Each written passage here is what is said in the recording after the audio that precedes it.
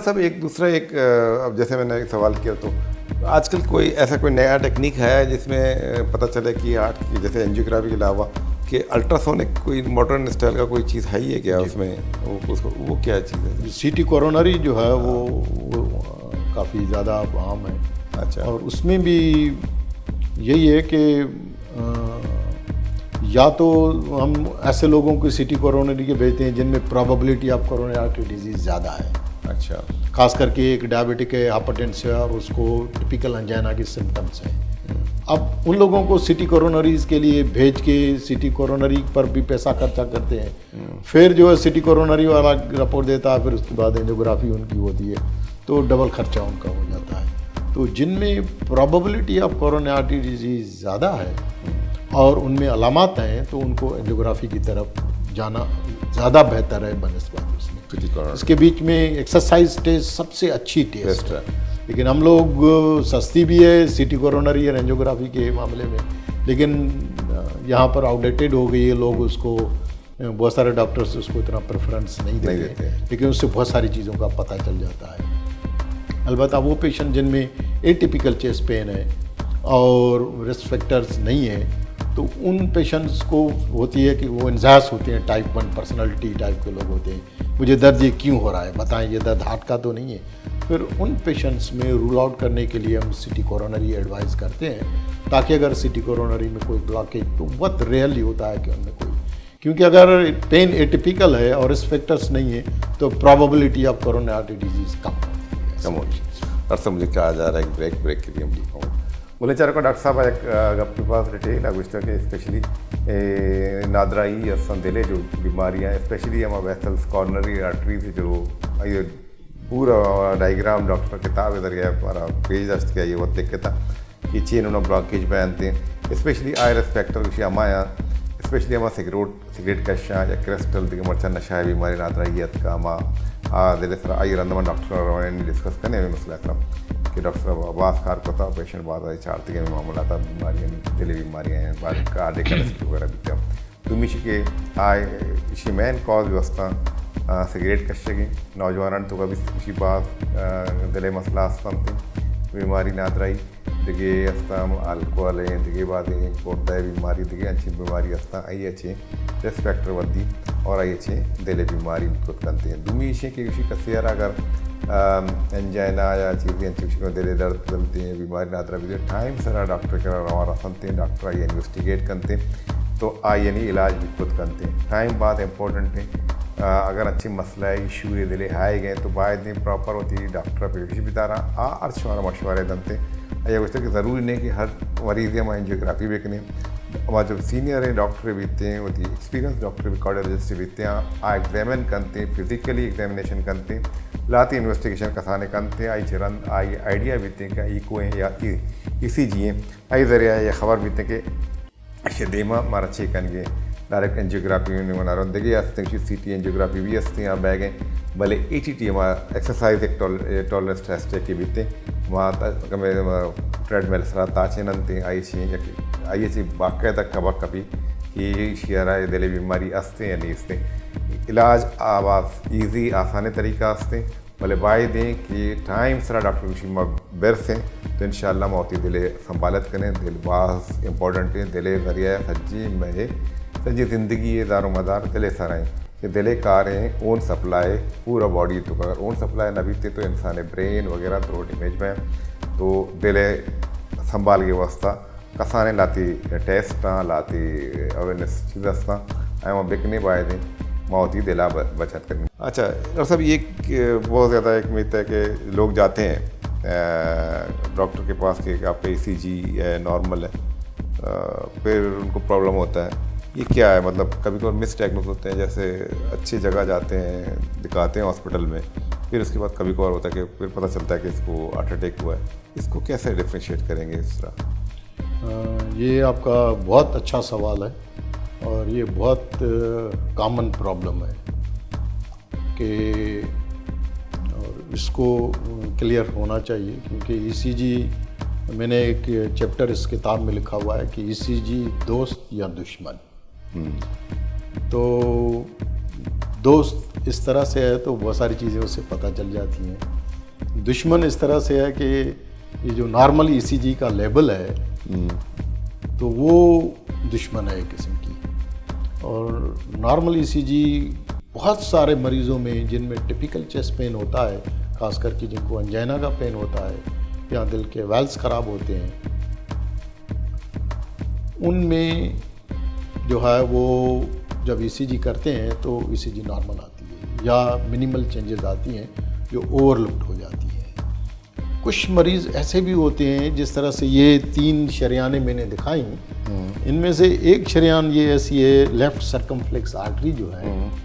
अगर इसमें heart attack हो जाए, तरफ करें कैमरे में आ जाएगा। अच्छा, हाँ, अगर इस शरेयान में हार्ट अटैक हो जाए, हाँ, इसमें क्लॉट आ जाए, तो ये शरेयान एक ऐसी जिसको मिस्टीरियस शरेयान हम कहते हैं, और ये इन मरीज़ों में ईसीजी हार्ट अटैक में भी धोखा देती है। अच्छा, ज़्यादातर हार्ट अटैक के मरीज़ ईसीजी से डायग्नोज हो जाती हैं, लेकिन अगर ये शरेयान में ब्लॉकेज आ जाए तो पेन के दौरान भी ईसीजी अक्सर जो है वो नॉर्मल हो जाती है या नियर नॉर्मल होती है। तो लिहाजा ईसीजी के ऊपर इतना ज़्यादा इन्हिसार नहीं करना चाहिए। अगर किसी पेशेंट्स को न्यू ऑनसेट अंजाइना है और उस अंजाइना के साथ अगर उनकी ईसीजी नॉर्मल है, तो उसका मकसद ये नहीं है कि उनको कुछ भी नहीं है, नहीं, उनको अंजाइना है और वो वही अंजाइना जो न्यू ऑनसेट अंजाइना है, और वो प्लेक रप्चर जो है, वो जो अभी प्लेक रप्चर हुआ है उसमें क्लॉट जो है अभी छोटा क्लॉट है जो डिज़ॉल्व हो गया है, ईसीजी में नहीं आया है, हार्ट अटैक का पता नहीं चल रहा है, तो ऐसे मरीज़ों को या तो अस्पताल में दाखिल करना चाहिए या कम से कम फुल स्कीमिक प्रोटोकॉल के साथ उनको दवाओं पर शुरू करके उनको आराम के लिए तलकीन और दोबारा ईसीजी करने का होना चाहिए। तो लिहाजा ये जो ईसीजी की मिथ है कि नॉर्मल ईसीजी, तो नॉर्मल ईसीजी का मकसद ये नहीं है कि उनको कुछ भी नहीं है। फिर अक्सर लोगों में अचानक आधी रात को जब दर्द की शिद्दत बढ़ जाती है, वही मरीज़ वही उसी अस्पताल में जब जाते हैं ईसीजी करते हैं तो पता चलता है इनको तो हार्ट अटैक हो गया। मरीज़ से पूछते हैं कि इससे पहले कहने लगा 3 दिन से डॉक्टर साहब मुझे सीने में दर्द हो रहा था, उधर अस्पताल जा रहा हूँ, उधर अस्पताल जा रहा हूँ, ये ईसीजी है, वो ईसीजी देखें तो वाकई ईसीजी उनकी